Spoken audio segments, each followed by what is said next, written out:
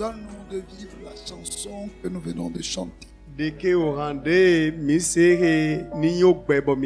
Que nous puissions t'appartenir vraiment. Et que nous vivons ta vie à toi. Que toi tu croisses en nous. Et que nous nous diminuions. Donne-nous, Seigneur, de porter le fruit de l'Esprit de Dieu. Que ta nature et tes caractères transcendent au travers de nous. Que nous puissions placer ta parole au-dessus de toutes choses. Et que le monde sache que nous sommes différents.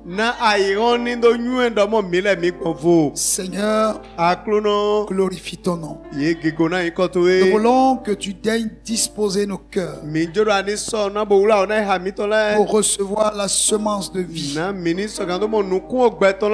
Tu envoies cette semence pour apporter la vie en nous, pour faire disparaître nos afflictions et nous guérir de toute maladie, nous apporter la joie et l'allégresse. Béni sois-tu, Père. Nous voulons ce soir que tu prennes la suprématie en toutes choses, que la volonté d'homme disparaisse et que celle de la chair et du sang soit bannie. Dis-nous ton cœur ce soir. Enseigne-nous à mieux compter nos jours et à vivre une vie remplie de crainte de Dieu. Communique-nous, Seigneur, ta sainteté, afin que nos vies puissent te plaire à toi et à toi seul, Seigneur. Merci pour ce moment. Merci pour ta présence. Béni sois-tu, Père. Au nom de Jésus, nous avons prié. Amen. Amen. On acclame le Seigneur. Merci beaucoup. Merci. Soyez les bienvenus. Alléluia. Amen. Alors, bien-aimés, nous sommes en train d'aborder le livre d'Apocalypse au chapitre 2. Nous sommes en train de parler de l'église d'Éphèse. Amen. Amen. Et la dernière fois, nous avons répondu à un certain nombre de questions. Et j'ai reçu encore quelques questions pour ne pas être retenu dans la continuité de l'enseignement. Je vais répondre à quelques-unes des questions et continuer le mardi prochain. Nous allons aussi essayer de répondre à quelques questions.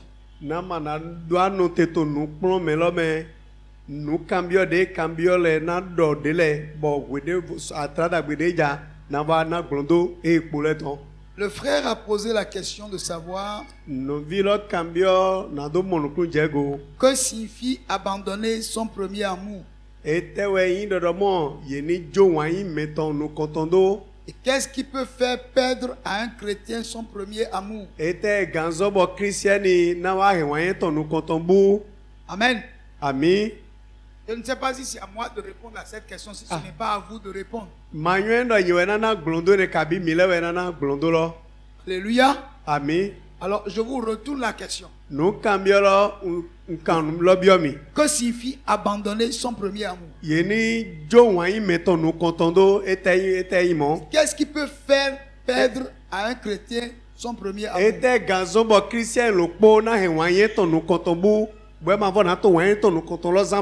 Alors, j'espère que celui qui a posé la question, au travers de ce que les uns et les autres ont dit, peut saisir quelque chose. Vous voyez, nous devons être constants dans notre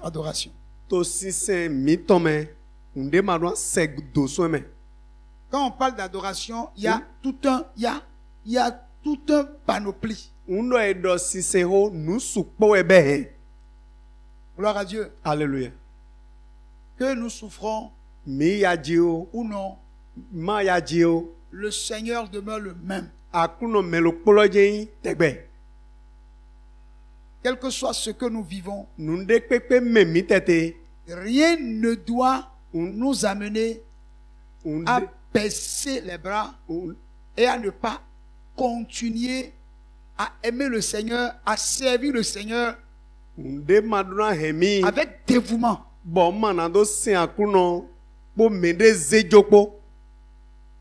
Mais il faut comprendre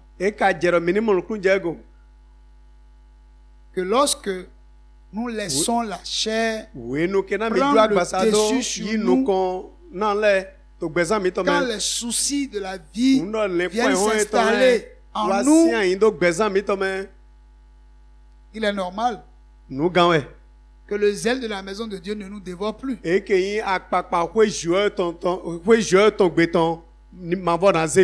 Quand nous perdons ce premier amour, le péché trouve rapidement la place en nous. Cette sensibilité que nous avions par rapport au péché, et quand bien même nous parlons mal à quelqu'un, notre cœur nous reproche ce que nous avons fait. Nous allons rapidement dans la face du Seigneur pour demander pardon et même aller vers celui que nous avons offensé pour demander pardon. Ça ne dit plus rien. Nous habituons à la vie du péché simplement.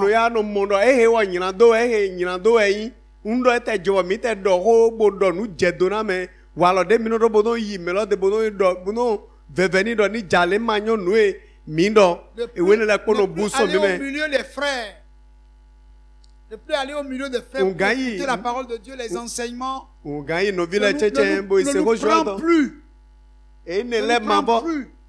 Même quand bien nous venons à l'église par formalité. Nous sommes présents, mais tout ce qu'on dit ne nous pénètre pas. Nous sommes imperméables à la parole de Dieu.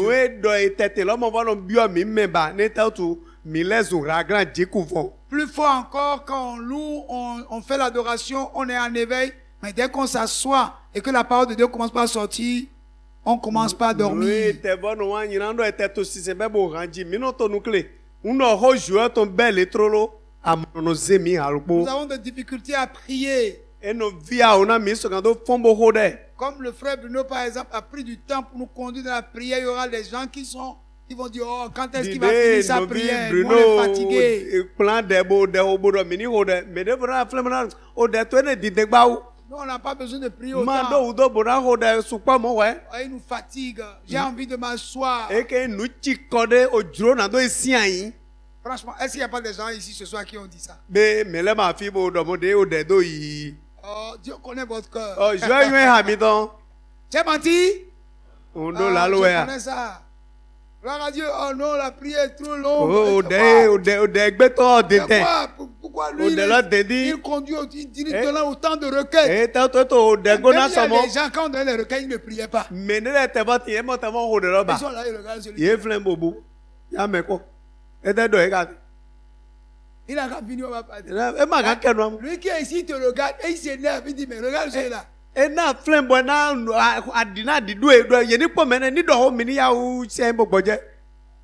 Vrai ou faux? C'est ça. Et ça conduit à l'apostasie. Vous comprenez? Tout ce qui est spirituel ne vous dit rien. Nous n'avons aucune sensibilité pour le péché. La crainte de Dieu s'éteint.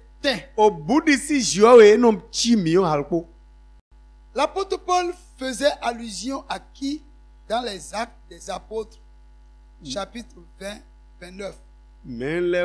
Puisqu'il s'adressait aux dirigeants de l'église d'Éphèse.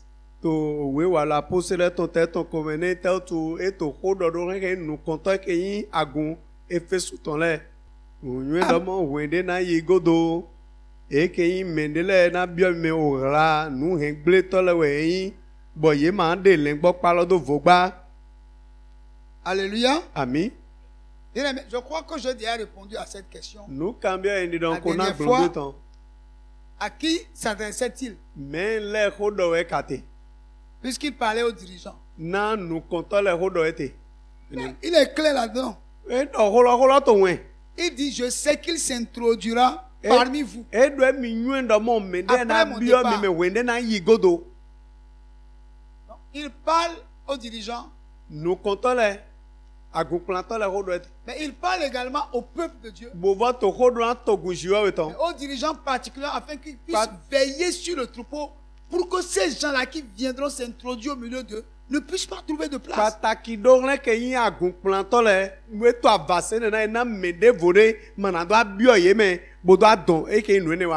Bien-aimé, l'œuvre de Dieu n'est pas une chose facile. Quand Dieu te place en tant que dirigeant, en tant que berger, même si tu as été responsabilisé même pour conduire un groupe, même si c'est la chorale ou l'intercession que tu diriges, tu es appelé à être vigilant pour que d'autres personnes n'introduisent pas dans le troupeau qu'on t'a confié quelque chose qui va détruire la vie des gens. Amen. Ce n'est pas une chose seulement pasteur. Non. Tu peux être responsable groupe de sentinelles, groupe d'intercession, la chorale, quel que soit où tu as été responsabilité pour veiller sur les âmes, tu dois savoir, tu dois être aux aguets pour que les gens ne viennent pas introduire des choses qui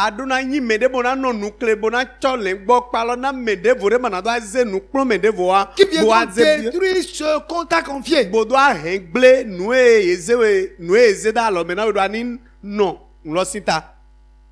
il y a toujours parmi nous des loups cruels.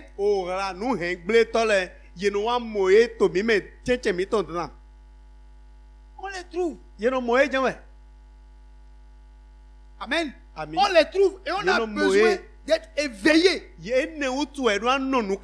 L'œuvre de Dieu n'est pas quelque chose qu'on néglige. Quand on te confie quelque chose, on te confie des âmes. Il faut que tu saches que partout où les enfants de Dieu se rassemblent pour quoi que ce soit, les loups cruels sont toujours là aux aguets pour attaquer. Et vous devez être éveillé. Même si vous êtes un moniteur de l'école de dimanche, vous veillez sur les enfants, vous devez être très attentif. Reconnaître parmi les enfants récalcitrants par qui l'ennemi peut passer pour introduire quelque chose de dangereux.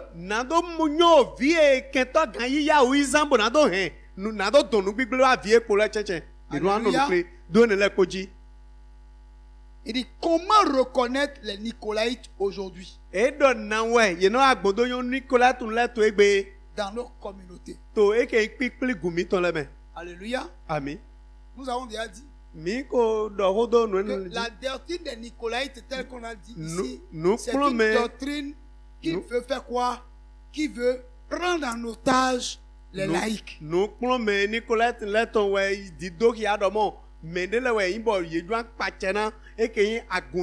Au lieu de conduire le peuple à Christ, pour que le peuple aille vers Christ, ils font tout pour que le peuple vienne à eux. Au lieu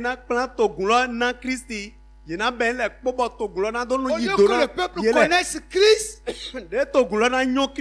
ils amènent la parole de Dieu et conduisent les gens vers eux pour les conquérir, pour les gouverner.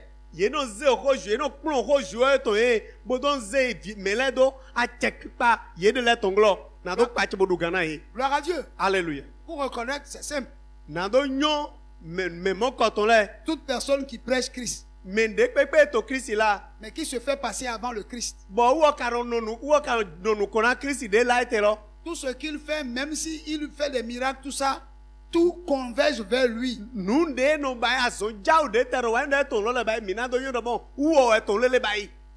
Le peuple ne connaît que lui. Le peuple a de difficulté à aller vers Christ. que lui-même, il devient un écran entre le peuple et le Christ. C'est le nicolaïsme. Conquérir les laïcs pour soi et non pour Christ. Vous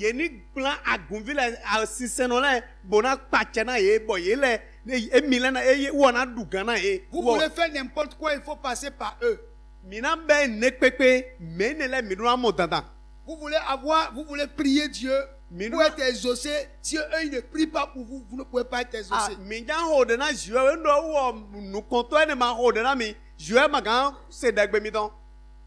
Gloire à Dieu. Alléluia. Et regardez autour de vous, vous allez trouver. Alléluia. Amen. Quand quelqu'un essaie d'amener les gens vers lui,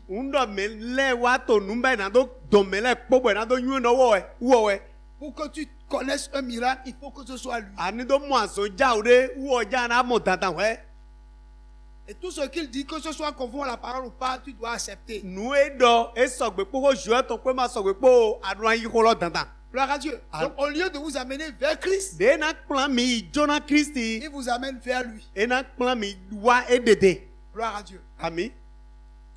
Alors donc, est-ce que ça existe aujourd'hui? Ça existe parce que ça a commencé juste petitement, de façon anodine. Tout au long des âges de l'église, ça s'est développé. Que Dieu vous garde. Et qu'il vous bénisse. Alléluia. Amen. Bien-aimés, nous allons lire dans le livre des Actes, chapitre 20, nous sommes déjà dedans. Versets 27 à 32. Car je vous ai annoncé tout le conseil de Dieu sans en rien cacher. Prenez donc garde à vous-même et à tout le troupeau sur lequel le Saint-Esprit vous a établi évêque pour paître l'Église du Seigneur qu'il s'est acquise par son propre sang. Je sais qu'il s'introduira parmi vous après mon départ des loups cruels qui n'épargneront pas le troupeau et qu'il s'élèvera du milieu de vous des hommes qui enseigneront des choses pernicieuses pour entraîner les disciples après eux. Veillez donc, vous souvenant que durant 3 années, je n'ai cessé nuit et jour d'exhorter avec larmes chacun de vous. Et maintenant, je vous recommande à Dieu et à la parole de sa grâce, à celui qui peut édifier et donner l'héritage avec tous les sanctifiés. Amen. Amen. Amen. Bien-aimés, nous avons essayé de briefer un peu ce passage des Actes. Mais nous revenons là-dessus pour nous amener à comprendre que la vie chrétienne, elle est très chère. Nous avons été rachetés à un grand prix par le sang versé Christ. Alléluia. Amen. Mais bien aimé, Paul ici était en train de faire un discours d'adieu.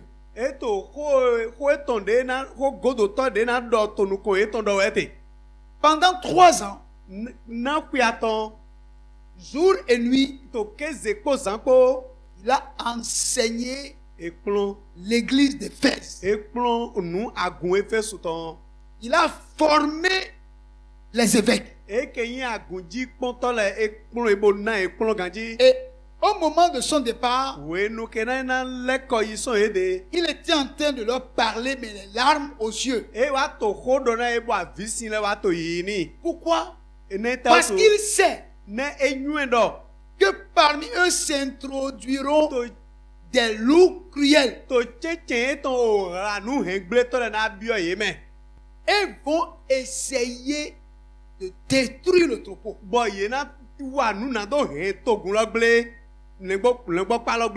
Amen. Amen. Mais il leur a dit, prenez donc garde à vous-même. Eux-mêmes, les évêques, doivent veiller sur eux-mêmes. Parce que ces gens-là peuvent aussi arriver à détruire ce que l'apôtre a mis en eux par la ruse. Donc eux-mêmes, ils doivent d'abord se garder avant de pouvoir veiller sur le peuple. Il dit, ils doivent veiller sur eux pour pouvoir perdre l'église. Mais il dit encore qu'au milieu d'eux, ça veut dire quoi? Les gens dont il parle, qui sont des loups cruels, viendront de l'extérieur. Mais du milieu d'eux, d'autres personnes seront suscitées qui enseigneront des choses pernicieuses pour entraîner des disciples après eux.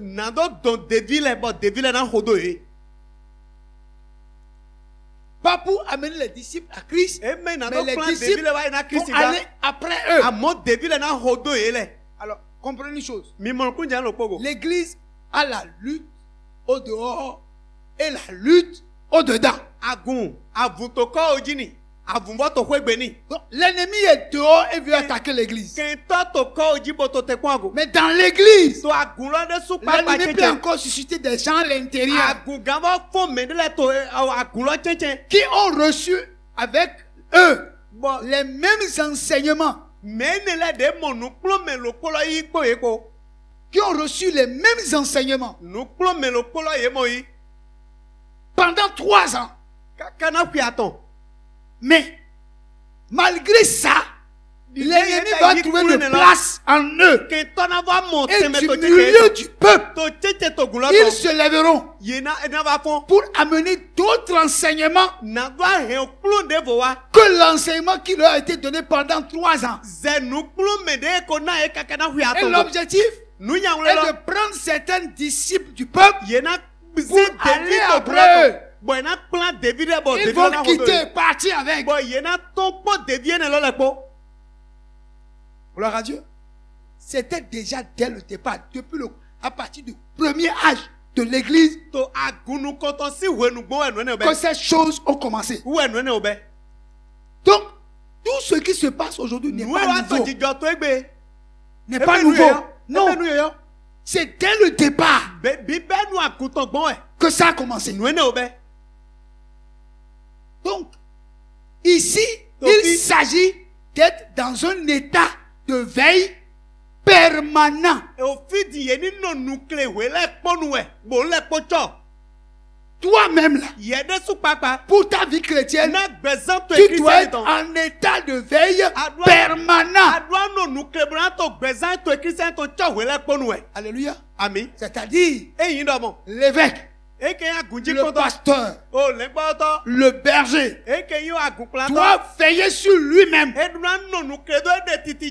pour que ces gens-là n'introduisent pas dans sa vie quelque chose d'étranger à ce qu'ils ont reçu comme enseignement pendant les 3 ans.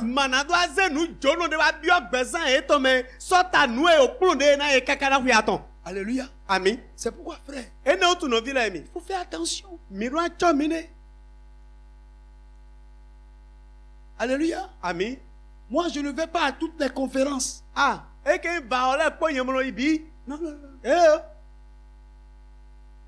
Je ne vais pas à toutes les conférences. Et quand je vais aux conférences, quand je m'assois, je ne prends pas tout. Je prends ce qui, pour moi, est prenable et je laisse ce qu'il faut laisser. Quand je vais m'asseoir à une conférence, je vais avec mon tamis. Ce qui peut entrer passe par le passoire et entre. Ce qui ne peut pas passer là reste dans le passoire et je jette. Pourquoi? La Bible a dit, n'ajoutez pas foi à tout esprit, examinez toutes choses. Quand Dieu examine, c'est-à-dire prenez votre tamis.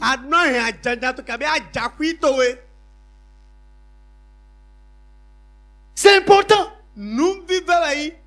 Parce que la parole peut te donner la vie. La parole peut te donner la mort. Quand vous allez de conférence en conférence, de séminaire en séminaire, que savez-vous? Que savez-vous? Avez-vous la capacité de discerner ce qui est bon de ce qui est mauvais?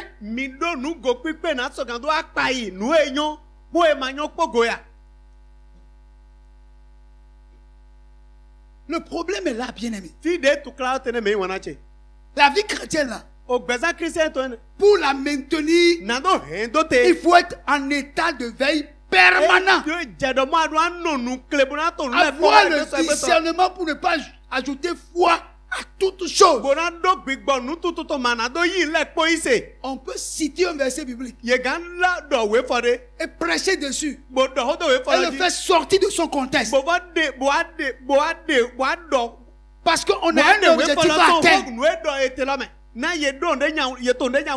Gloire à Dieu. Alléluia. Tu dois savoir que quand quelqu'un prêche et parle et il s'en va, il évolue, et qu'arrivé à un moment donné, il n'est plus dans le contexte où il a cité le verset,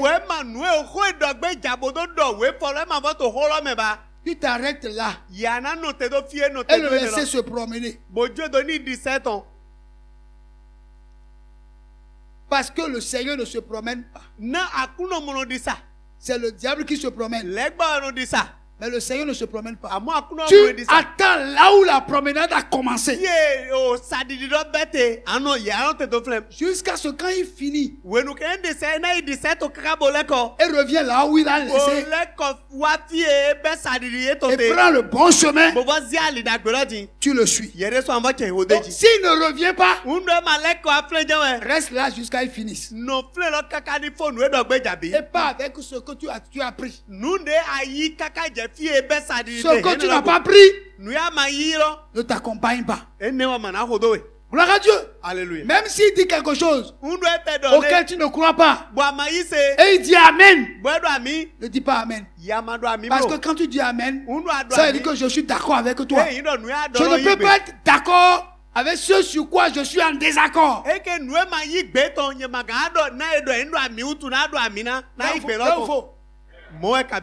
C'est là le problème. Est-ce que tu as le discernement? Oui, peut-être la personne est venue, il a cité quelques versets, il dit bon, toi tu t'appelles Cyprien, tu es né en telle date, tu as tel problème, et puis tu acclames. D'accord. Et après là il y a quoi? Il a dit quoi?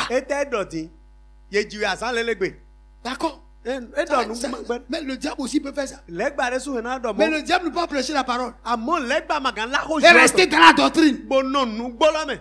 Jamais. Le problème, ce n'est pas les miracles, les prodiges, tout ça.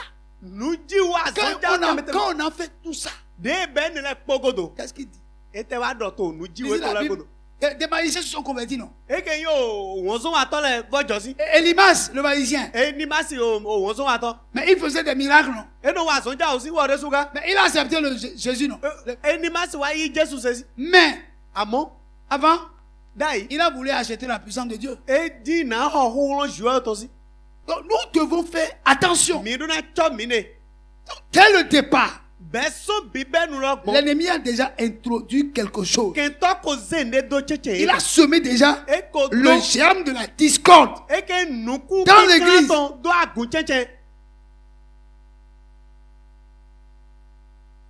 Amen. Ami. Donc c'est pas le problème, c'est pas que quelqu'un traîne la foule. Oh,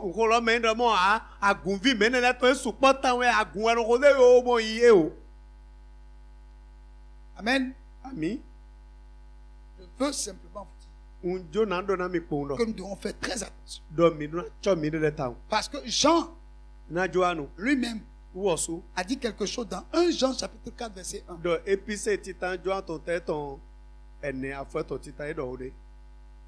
Bien-aimés, n'ajoutez pas foi à tout esprit, mais éprouvez les esprits pour savoir s'ils sont de Dieu, car plusieurs faux prophètes sont venus dans le monde. Amen. Vous savez que Jean est le pasteur qui a dirigé l'église d'Éphèse après qu'il a quitté l'île de Patmos. Donc il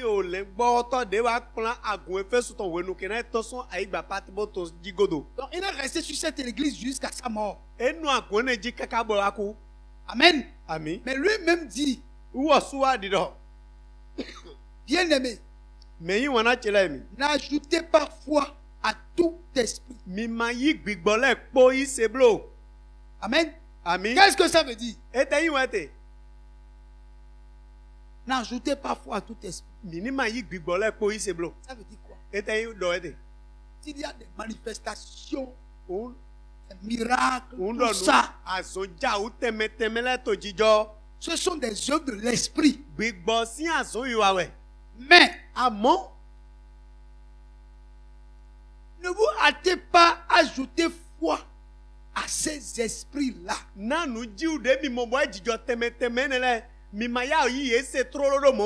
examinez-les. Je vais vous poser une question. Comment on peut examiner les œuvres de l'esprit? Avec quoi on peut examiner les œuvres de l'esprit?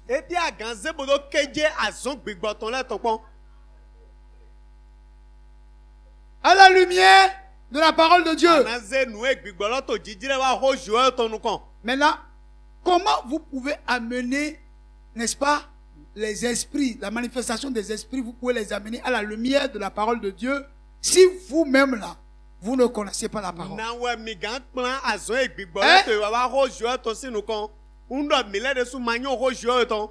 Amen. Amen. Alors, quelle importance vous-même là vous donnez à la parole de Dieu? Le problème est là.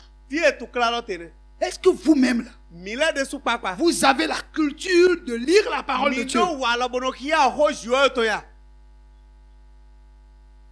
me regardez. C'est une question. C'est pas... Vous avez la culture de lire la parole de Dieu. Ou bien, vous attendez que le pasteur aille lire la Bible et qu'il vienne vous dire ce qu'il a lu dans la Bible.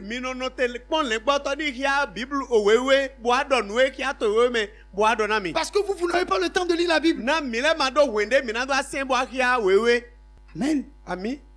Bien-aimés, n'ajoutez pas foi à tout esprit, mais éprouvez les esprits pour savoir s'ils sont de Dieu. S'ils sont de Dieu.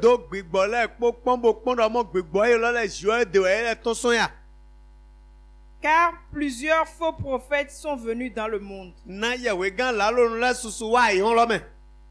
Amen. Bien-aimé, c'est ça l'esprit antichrist. C'est l'esprit qui s'oppose à la parole. Si un esprit s'oppose à la parole, cet esprit est anti-Christ. Gloire à Dieu. Alléluia. Un esprit qui s'oppose à la parole renie la parole, renie l'autorité de la parole. Et quand il renie la parole, il renie le Christ.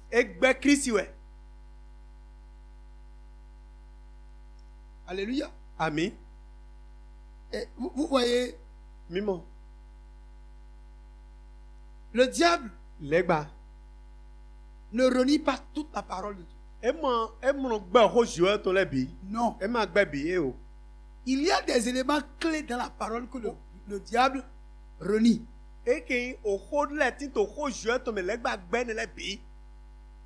Alléluia. Amen. Il reconnaît que la parole, c'est la parole de Dieu. Mais il sait les endroits où il faut ajouter, où il faut retrancher.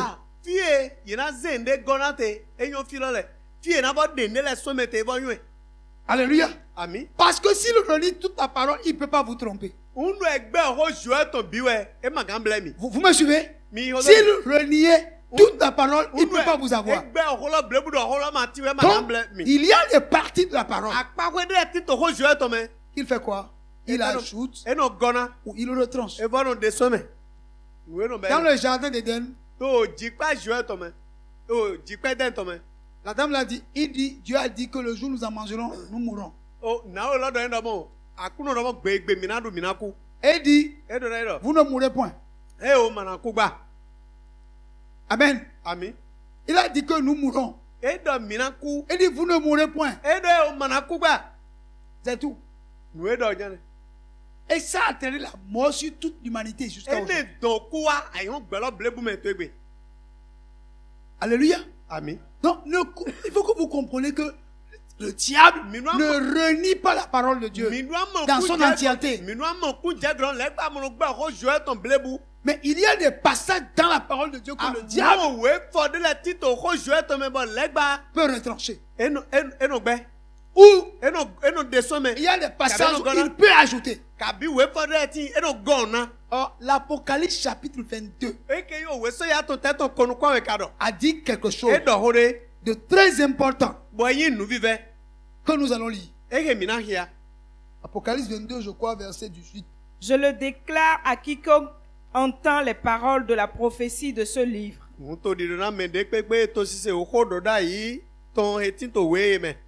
Si quelqu'un y ajoute quelque chose, Dieu le frappera des fléaux décrits dans ce livre. Et si quelqu'un retranche quelque chose des paroles du livre de cette prophétie, Dieu retranchera sa part de l'arbre de la vie et de la ville sainte décrit dans ce livre.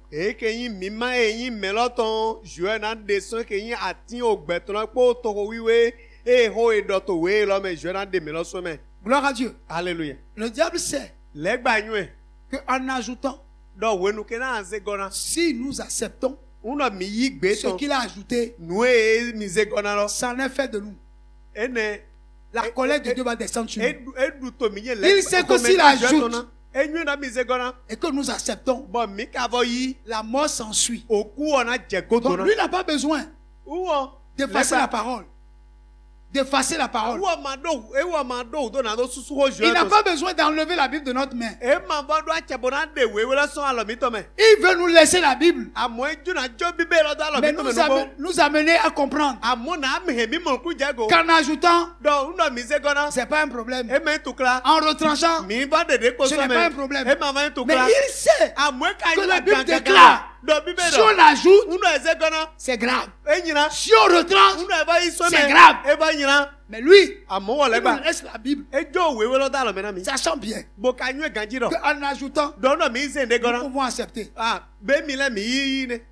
Ou en retranchant, nous pouvons accepter. C'est pour cette raison que la Bible insiste et dit, n'ajoutez pas foi à tout esprit.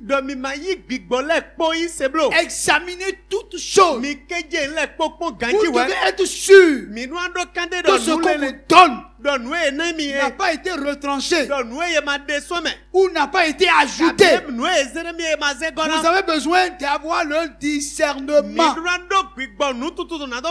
Quelle que soit la manifestation, ne vous laissez pas séduire par les prodiges et les miracles. Mais vous devez observer si la parole a été retranchée ou si la parole a été ajoutée. Mais vous ne le pouvez pas si vous ne connaissez pas la parole. La question que je vais vous poser. On va faire quoi maintenant? On va faire comme. Maintenant, je vous laisse la parole. On va faire quoi? Parce que là, nous sommes sous l'arbre à parole. Ah, atisa, on va faire comment? Lui sait qu'en ajoutant, c'est la mort. En retraçant, c'est encore la mort. Et il ne veut pas nous enlever la vie. Non. Lui il veut ajouter. Ou bien il veut retrancher. Tout en nous laissant la vie. Amen. Amen. Je vais vous dire une chose. Vous savez, je peux vous parler. Aujourd'hui, si quelqu'un ne lit pas la Bible, ce n'est plus la faute de Dieu. Hein? Ou bien, la Bible est transcrite dans presque toutes les langues.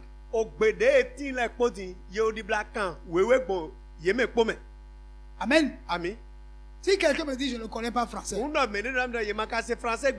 tu as raison. Mais là, aujourd'hui, là, il y a la possibilité d'apprendre le goût. Tu as la possibilité d'apprendre le Yoruba. Tu as la possibilité d'apprendre le Mina, le Evé. Ou bien, maintenant, tu ne peux pas apprendre ça aussi. Hein? Écoutez, est-ce que vous m'écoutez? Est-ce que quelqu'un aura une raison devant Dieu demain pour dire que c'est parce que je ne comprends pas le français ou l'anglais que je n'ai pas lu la Bible? Quelqu'un peut dire ça?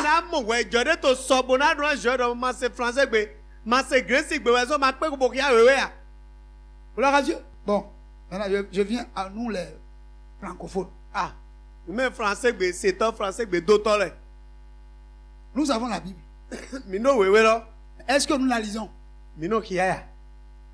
Hein? Nous lisons. Comme nous devons lire. Hein? Vous attendez que le Saint-Esprit descende pour mon fils, ma fille, lis chaque jour ta Bible.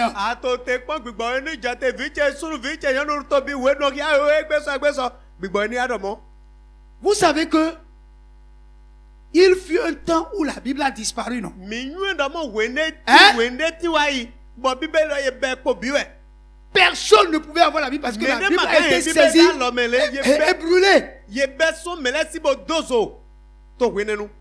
La Bible a disparu. Vous le savez. Au moment où l'église était entrée dans l'âge des ténèbres, la Bible a disparu. Il y a des gens, quand ils découvrent la Bible, ils partagent. Ils prennent la Bible. Et ils partagent chapitre par chapitre. Et ils se distribuent. Et quand ils se distribuent, ce n'est pas qu'ils se retrouvent dans la même province.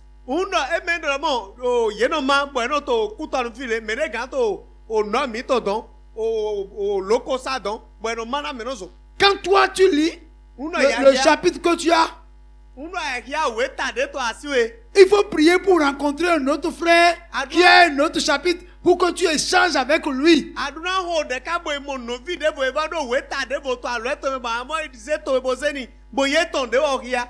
Quand on parle de Martin Luther, il a été prêtre durant des années. Il n'a jamais lu, il n'a jamais vu la Bible. Vous m'écoutez? Il n'a jamais vu la Bible. Il ne l'a jamais lu. C'est dans un monastère qu'il est allé découvrir la Bible. Mais où? On l'a attaché, on a mis ça au mur.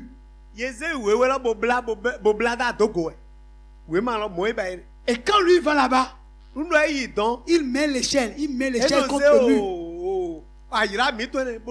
Et monte sur l'échelle pour ouvrir, pour lire. Parce que la Bible en ce temps, on a dit que si vous lisez la Bible, vous devenez fou. Et il prenait son bic et un cahier et il copiait les passages bibliques. Toutes les fois qu'il arrivait, c'est comme ça il écrivait. C'est la Bible qu'il a lue là, qu'il a amené à découvrir ce que c'est que la foi. Que le juste ne vivra pas la foi. C'est à partir de ça que sa révolte a commencé. C'est par lui que le protestantisme a commencé. Vous comprenez? Maintenant, cette Bible-là, on nous l'a donné, nous l'avons maintenant à notre portée. Vous savez pourquoi? Le diable sait que si on continue de cacher la Bible, vous allez tout faire pour connaître la Bible.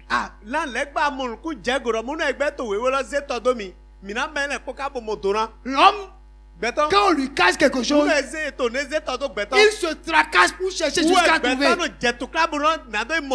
Mais quand tu mets la chose à ta disposition, c'est fini. Il ne cherche plus à connaître la chose. C'est pourquoi nous tous là, nous tous partout, le diable a permis que nous ayons la Bible. Quand bien même c'est la volonté de Dieu que nous ayons la Bible, hier le diable a lutté pour que nous n'ayons pas. Et ils ont compris que parce qu'ils l'ont caché, les chrétiens cherchaient, ils trouvaient, et l'hérésie selon eux continuait. Mais pour arrêter l'hérésie, ils ont dit, c'est la Bible, vous voulez nous. Allez, prenez. Prenez. Prenez. Mais il sait que dès que ça tombe dans notre main là, que nous n'avons pas lu. C'est pourquoi la Bible est avec toi. Mais tu ne la lis pas. Ou si tu la lis, tu ne la lis pas comme il faut lire. Tu ne lis pas pour découvrir Dieu, pour avoir accès à la révélation. Tu lis ça religieusement.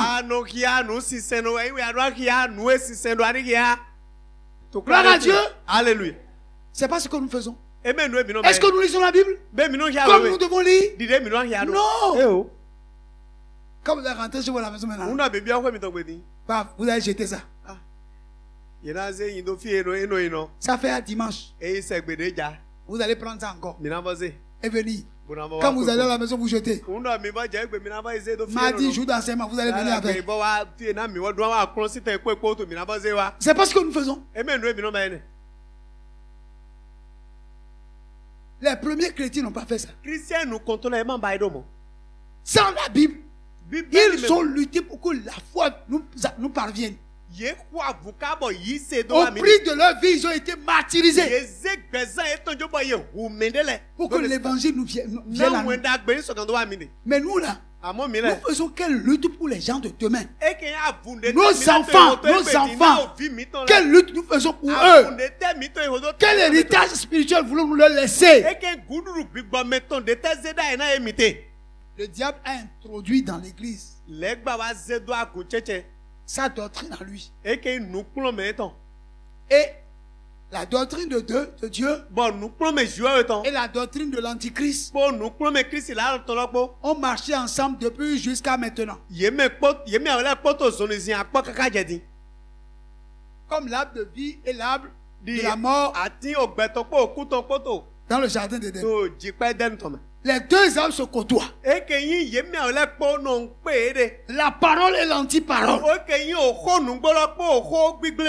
Pour reconnaître l'antiparole, il faut connaître la parole.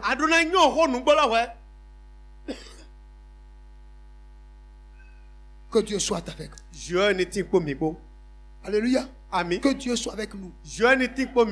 Parce que les faux prophètes sont là. Les antichrists sont là.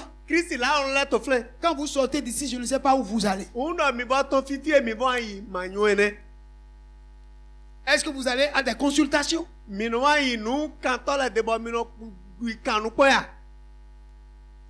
Parce qu'il y a aujourd'hui des serviteurs de Dieu qui font des consultations.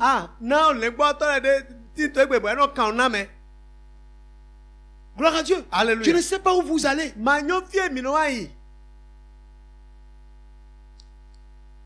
Parce qu'ici, il n'y a pas de consultation.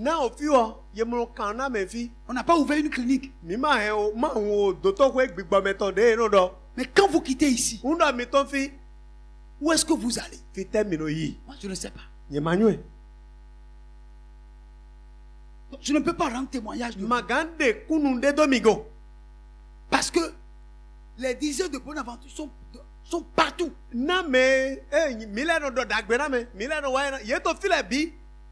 Je peux vous dire, où que vous alliez, n'ajoutez pas foi à tout esprit. Et ce n'est pas celui que vous ne connaissez pas, ne le laissez pas mettre la main sur votre tête. Est-ce que vous me suivez? On dit c'est un serviteur, tu ne le connais pas. Tu ne connais pas sa vie. Tu as appris qu'il fait des miracles. Si le Saint-Esprit ne t'a pas convaincu, ne laisse pas ta tête. Parce que c'est un transfert d'onction. Il